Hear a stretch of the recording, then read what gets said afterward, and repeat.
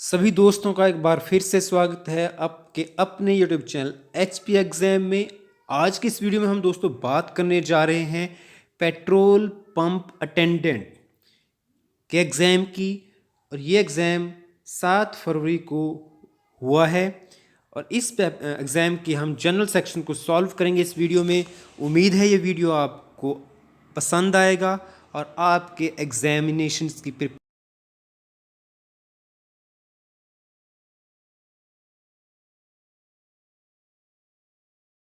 है। तो चलिए वीडियो की शुरुआत करते हैं।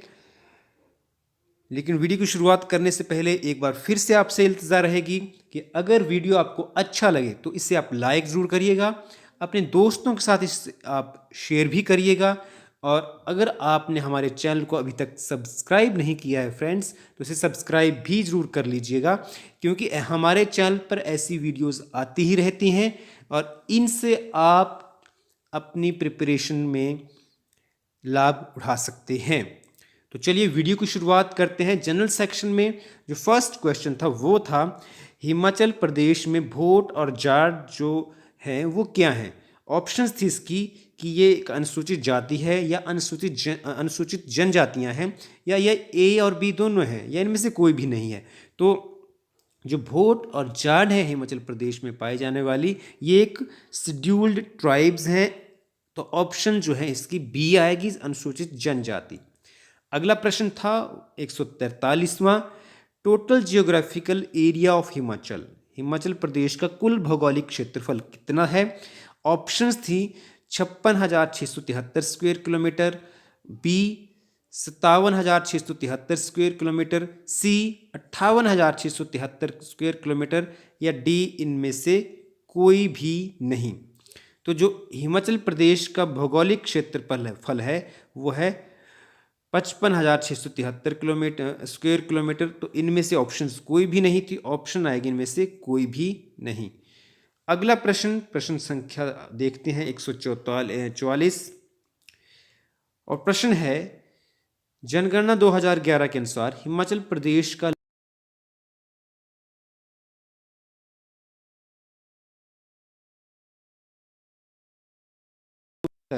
तो इस क्वेश्चन का जो सही आंसर है, सही ऑप्शन जो है यहाँ पर वो है 972।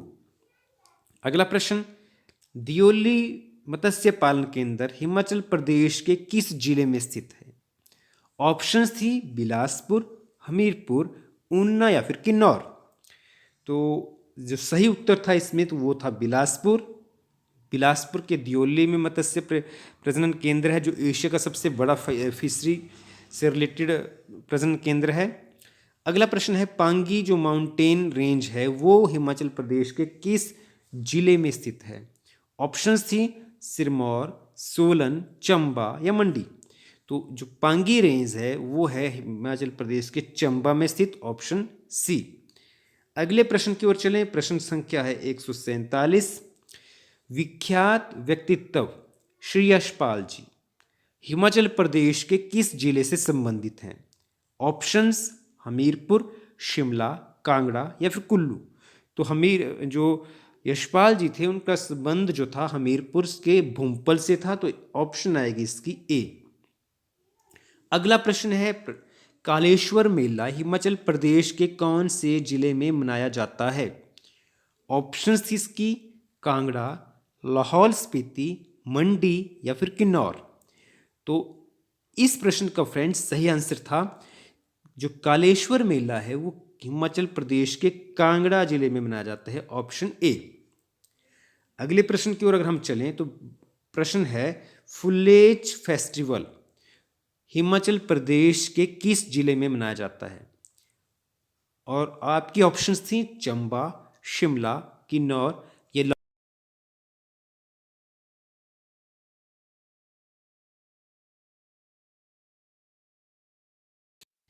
अगला प्रश्न है श्रिंग टिंगू झील हिमाचल प्रदेश के किस जिले में स्थित है। ऑप्शंस मंडी, कुल्लू, ऊना या बिलासपुर। ये प्रश्न दोस्तों अभी हाल ही में एक प्रश्न पत्र पहले हम सॉल्व कर चुके हैं कुछ दिन पहले, उसमें भी आया था। और इस प्रश्न का जो सही उत्तर है वो है, ये श्रिंगटिंगू झील जो है हिमाचल प्रदेश के कुल्लू जिले में स्थित है, ऑप्शन बी। अगला प्रश्न, प्रश्न संख्या है 151 और प्रश्न है, त्रिगर्त राजसी राज्य को संस्थापित किया है किसने? सुशर्म चंद्र ने, संसार चंद ने, घमंड चंद ने या अनंत चंद ने? और इस प्रश्न का जो सही आंसर है वो है सुशर्म चंद्र, ऑप्शन ए। अगला प्रश्न, प्रश्न संख्या 152, बिलासपुर नगर की संस्थापना किस वर्ष में हुई? 1654 में, 920 एडी में, 1850 एडी में या 1700 एडी में? तो बिलासपुर नगर जो था वो दीपचंद ने संस्थापित किया था, जो टाउन था, और इसकी स्थापना जो थी 1654 में हुई थी, ऑप्शन ए। अगला प्रश्न, प्रश्न संख्या 153, राम शहर किला हिमाचल प्रदेश के किस जिले में स्थित है? और आपके उत्तर जो थे वो थे सोलन, सिरमौर, कांगड़ा या चंबा। और इस प्रश्न का जो सही आंसर जो था वो था सोलन, ऑप्शन ए। अगले प्रश्न की ओर अगर हम चलें, प्रश्न है 154, which personality of Himachal Pradesh was popularly called Sardare Jang? General Zorawar Singh, major Mehardas, captain Bakshi Pratap Singh, Bakshi Satyaprakash. Himachal Pradesh में सरदारे जंग किसको कहा जाता था? तो जो सही उत्तर है वो है मेजर मेहरदास, ऑप्शन बी, इनको सरदारे जंग कहा जाता है। तो सही उत्तर ऑप्शन बी। अगले प्रश्न की ओर नजर डालें तो प्रश्न है, चितकारा विश्वविद्यालय हिमाचल प्रदेश में किस जगह पर स्थित है? ऑप्शन थी इंदौरा, पालमपुर, कालू झंडा या फिर वाकना घाट। तो चितकारा जो विश्वविद्यालय है वो हिमाचल प्रदेश में कालू झंडा यहां पर स्थित है, ऑप्शन सी। अब हम चलते हैं अगले प्रश्न की ओर। प्रश्न है 156, कांगड़ा घाटी रेलवे मार्ग कितनी सुरंगों से गुजरता है? और सही उत्तर चुनने के लिए आपके पास ऑप्शन थी 1, 2, 3 या 4। और इस प्रश्न का जो सही उत्तर है, कांगड़ा घाटी रेलवे जो है वो सिर्फ और सिर्फ 2 टनल्स में से गुजरती है, ऑप्शन बी। अगला प्रश्न है, प्रश्न संख्या है 157 और प्रश्न है, हाल ही में विश्व आरोग्य संस्था यानी कि वर्ल्ड हेल्थ ऑर्गेनाइजेशन WHO के द्वारा भारत के कौन से अभियान की सराहना की गई? ऑप्शन सी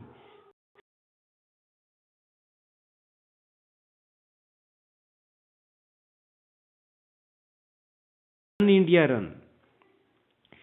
तो जो सही उत्तर है, WHO ने जिस अभियान की सराहना भी हाल ही में की है वो है फिटनेस का डोज आधा घंटा रोज।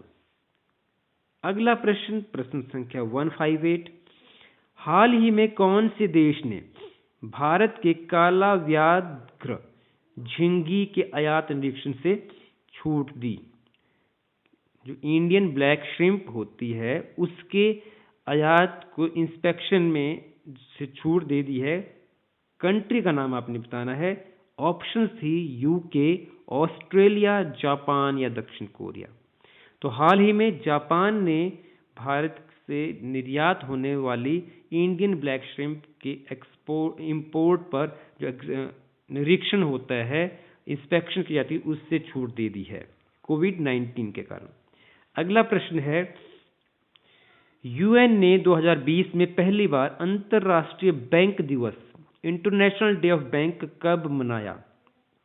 ऑप्शंस 18 नवंबर, 28 नवंबर, 2 दिसंबर या 4 दिसंबर। तो पहली बार यूएन ने डिसाइड किया 2019 में कि हम अंतर्राष्ट्रीय बैंक दिवस मनाएंगे और 2020 में पहली बार 4 दिसंबर को इसे मनाया गया, ऑप्शन डी। अगले प्रश्न की ओर अगर हम चलें तो प्रश्न संख्या है 160 और प्रश्न है, हाल ही में कौन से प्रक्षेपणास्त्र यानी कि मिसाइल के थल आक्रमण रूपांतर को यानी कि लैंड अटैक वर्जन को अंडमान निकोबार से प्रायोगिक तौर पर छोड़ा गया? ऑप्शन थी ब्रह्मोस, पृथ्वी 3, अग्नि 3 या धनुष।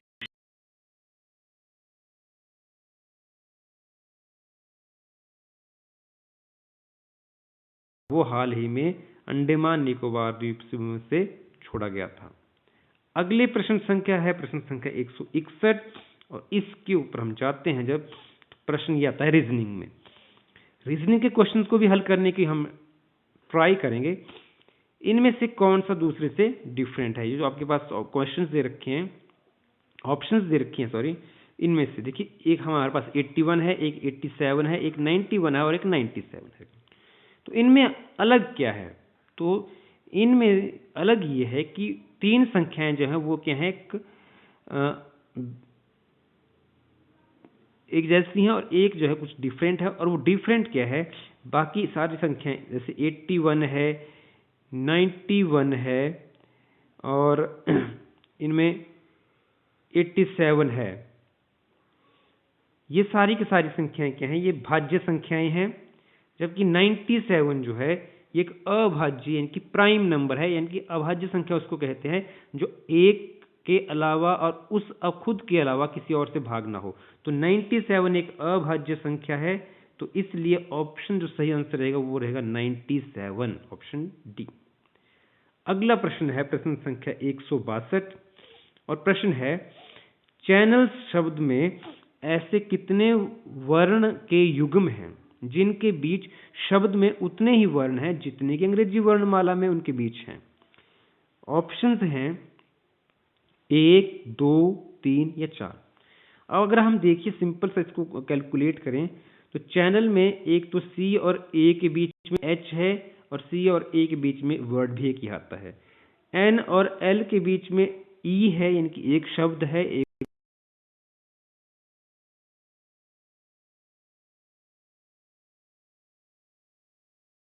युग्म भी नहीं है जिसके बीच में उतने ही वर्ण हैं जितने अंग्रेजी वर्णमाला में आते हैं। तो सही आंसर इसका रहेगा 2।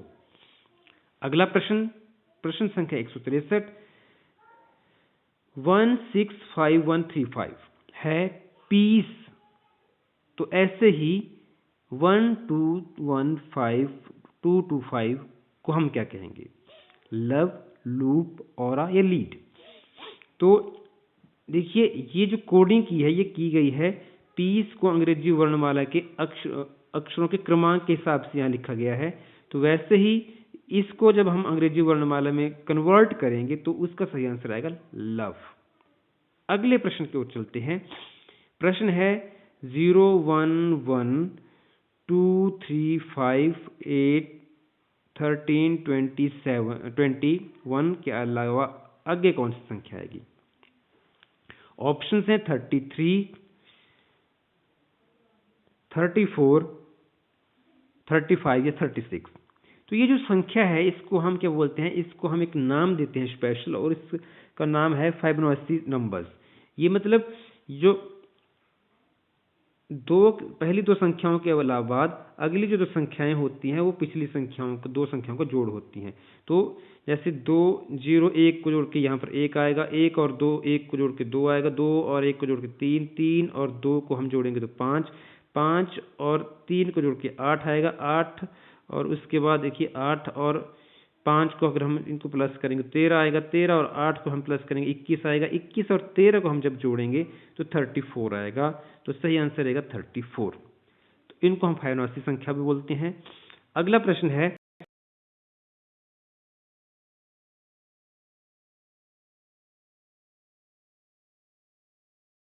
तो जो 4th बुद्धिस्ट काउंसिल थी वो हुई थी कुंडल 1 में, ऑप्शन डी, सन 72 एडी में। और इसमें जो बौद्ध धर्म था वो हीनयान और महायान में विभाजित हो गया था। अगला प्रश्न है प्रश्न संख्या 166 गुप्त राजवंश के संस्थापक कौन थे? श्रीगुप्त, चंद्रगुप्त फर्स्ट, समुद्रगुप्त या कुमारगुप्त। तो श्री जो गुप्त राजवंश था उसका जो संस्थापना की थी वो श्रीगुप्त ने की थी। एक्चुअल जो उसको उसके माना जाता है उसको माना जाता है चंद्रगुप्त वन को, लेकिन फाउंडर अगर हम कहें तो श्रीगुप्त ही आएगा। अगला प्रश्न, मध्यकालीन भारत की प्रथम और अंतिम मुस्लिम महिला शासक कौन थी? नूरजहां, गुलबदन बेगम, रजिया सुल्तान या मुमताज बेगम। तो रजिया सुल्तान एकमात्र शासक थी जो महिला थी, मुस्लिम थी और दिल्ली से और सल्तनत के ऊपर उसने शासन भी किया था। अगला प्रश्न है, कौन से मुगल शासक ने जजिया हटा दिया था? तो सबसे पहले बात जजिया की। जजिया क्या था? एक धार्मिक कर था जो गैर मुस्लिमों से लिया जाता था। तो ये हटाया किसने था? ऑप्शन सी, बाबर, अकबर, हुमायूं या औरंगजेब। सबसे पहले इसको हटाया था अकबर ने। आंसर आएगा ऑप्शन बी। अगला प्रश्न है, वर्नाकुलर प्रेस एक्ट कौन से वर्ष में अधिनियमित किया हुआ? 1878 में, 1881 में, 1883 में, 1885 में। इस प्रश्न का सही आंसर है 1878 में वर्नाकुलर प्रेस एक्ट को लागू किया गया। अगला प्रश्न है प्रश्न संख्या 177।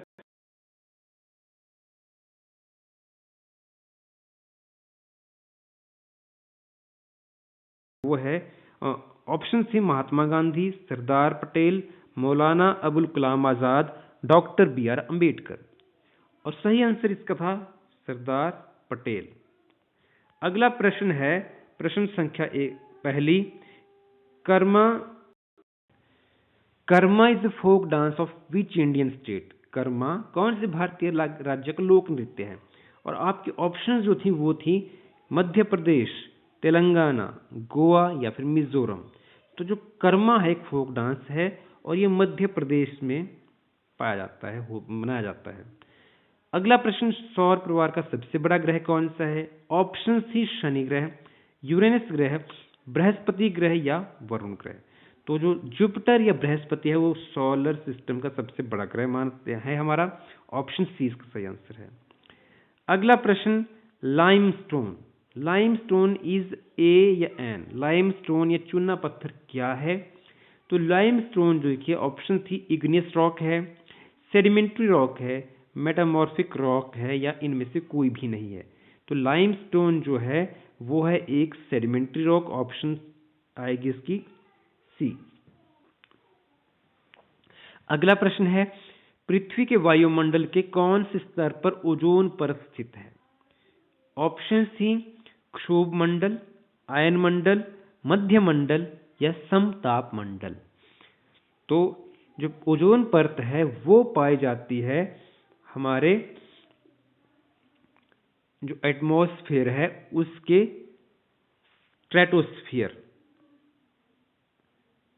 ऑप्शन डी में। अगला प्रश्न है, कौन सी समान रेखा दाब सूचित करती है? विच आइसोप्लेथ डिनोट्स इक्वल प्रेशर? आइसोबाथ, आइसोबार्स, आइसोक्लाइन या आइसोनिफ। तो जो आइसोबार्स होते हैं फ्रेंड्स वो इक्वल प्रेशर को डिनोट करने के वाले स्थानों को मिलाती हैं। तो ऑप्शन आएगी बी। नेक्स्ट क्वेश्चन नंबर 6 हमारे पास है, भारत का उत्तर से दक्षिण तक विस्तार कितना है? 2933 किलोमीटर, 3032 किलोमीटर, 3143 किलोमीटर या 3214 किलोमीटर। और इस प्रश्न का जो सही आंसर है वो है जो भारत का नॉर्थ वेस्ट जो एक्सटेंट है वो है 3214 किलोमीटर। Option D. अगला प्रश्न है हमारे पास प्रश्न संख्या है 7 और प्रश्न है, उत्तराखंड की उच्चतम शिखर कौन सी है? हाईएस्ट पीक उत्तराखंड की। ऑप्शन नंदा देवी, कांगटो, सारामती या नाईमोडी। तो इस प्रश्न का जो सही आंसर है वो है नंदा देवी उत्तराखंड की हाईएस्ट पीक है। नेक्स्ट क्वेश्चन, क्वेश्चन नंबर 8, भारत में पहला निगमित मुख्य बंदरगाह कौन सा है? पहला corporatise major port in India, Ennore, Port Blair, Chennai या कोच्चि। तो जो भारत का पहला मुख्य जो कॉर्पोरेटाइज जो मेजर पोर्ट है वो है इसमें चेन्नई के नज़दीक है और चेन्नई के नज़दीक जो है ये हमारा पोर्ट है, इसका नाम है कामराजर पोर्ट, और सही आंसर इसका इसलिए आएगा ऑप्शन सी। अगला प्रश्न है प्रश्न संख्या 9, भारतीय संविधान की इस प्रारूप समिति के अध्यक्ष कौन थे? तो प्रारूप समिति के अध्यक्ष के ऑप्शन थी JL नेहरू, BR अम्बेडकर, राजेंद्र प्रसाद या महात्मा गांधी जी। ऑप्शन सी ए और सही आंसर था इसका BR Ambedkar ji drafting committee के चेयरमैन थे। अगला प्रश्न है इनमें से कौन सा परमानेंट हाउस है पार्लियामेंट का?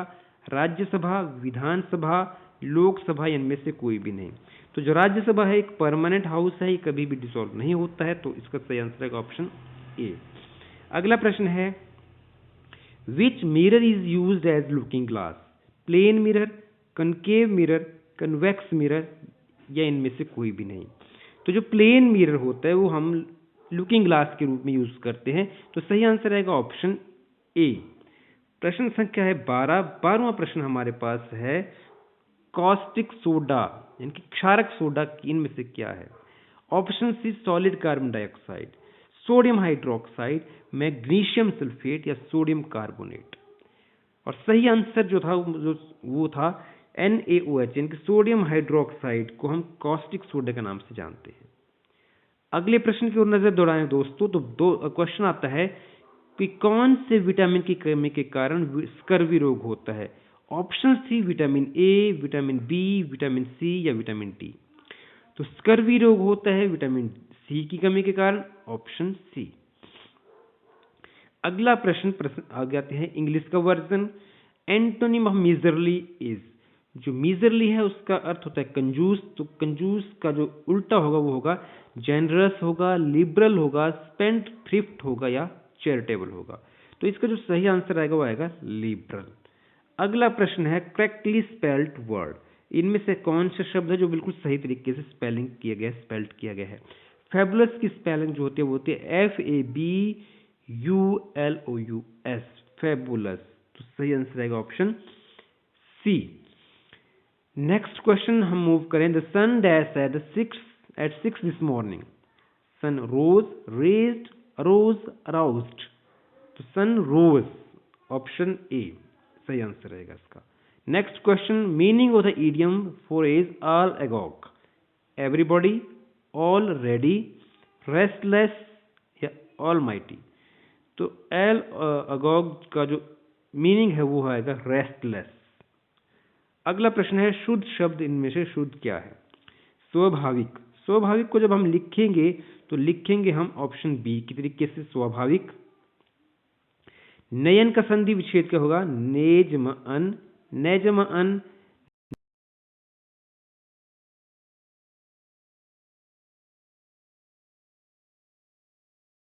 बहुब्रीहि, तत्पुरुष या अवयवी भाव समास।